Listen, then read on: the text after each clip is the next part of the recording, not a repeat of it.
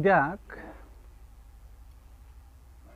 এক রাত্রের অভিযানে কুয়েত দখল করেছিল, দখল করে রেখেছিল প্রায় 7 মাস। তারপরে তদানীন্তন আমেরিকার প্রেসিডেন্ট বুশ তার সাথে যুদ্ধ করে তাকে ধরে এনে ফাঁসিতে ঝুলিয়েছিল। কিন্তু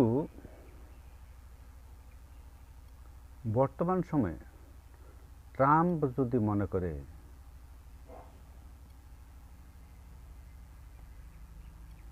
নিকোলাস মাদুরোকে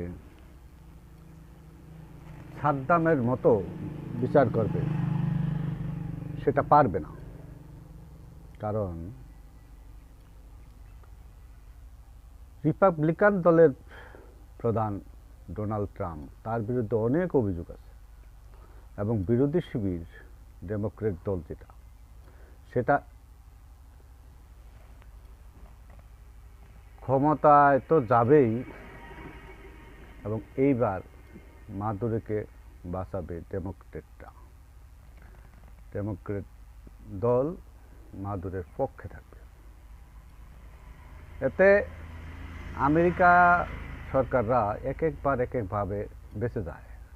তার মানে তারা দেখে যে যত ক্ষতি হোক অঙ্ক করে, অঙ্কে যদি বেশি লাভ হয় তাহলে সে ওই প্রেসিডেন্টের জয়ধ্বনি করে। এটা আমেরিকার প্রায় সেম সিস্টেম। প্রায় অনেক প্রেসিডেন্টই দেখা গেছে যে যুদ্ধে তারা পারদর্শী।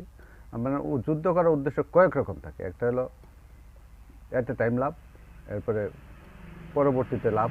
যেমন ইরাক যুদ্ধের পরে মধ্যপ্রাচ্যের এবং ইউরোপের দেশগুলা প্রচুর অস্ত্র কিনেছে, ওটা তো ব্যবসা।